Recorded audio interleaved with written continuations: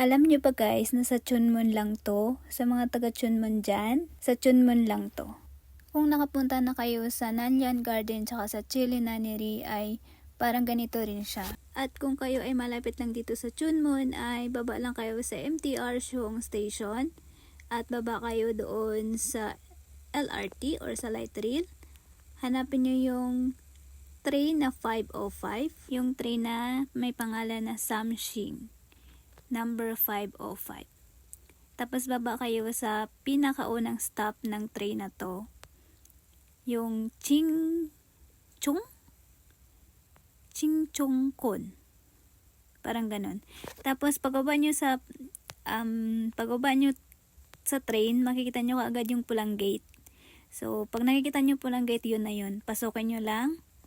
Dito kasi pagpunta ko, Chinese New Year, kaya may nagtitinda sa labas. Pero pag hindi Chinese New Year, wala nagtitinda dyan. So, diretsuhan nyo lang yan papasok. Alam nyo guys, pagpasok ko dito, parang ang gaan-gaan ng ambience dito. Tapos, tahimik.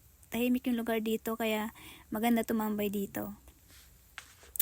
At, tawag dito, may mga mangilan-ngilan na pumupunta dito dahil nga Chinese New Year yung pagpunta ko, kaya may mga iilan na pumupunta ng mga Chinese na nagpe-pray sila, tapos parang may sinusunog sila sa malaking sunugan. Di ko alam kung anong tawag doon, siguro sa nila yon, sa paniniwala nila yon. So di ko alam.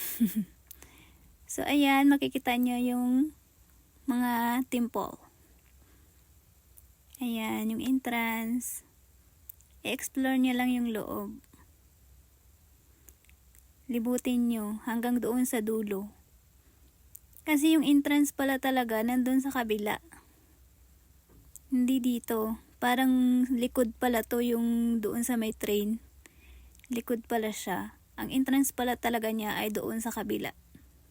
So ayan yung sinasabi kong may sinusunog sila dyan. Yung parang sunugan. Hindi ko alam kung ano yan. May dala-dala silang mga sako. Tapos nagpe-pray sila. Hindi ko alam kung ano yung sinusunog nila. So ayan, ang ganda dito, tahimik, ang maririnig mo lang huni ng ibon.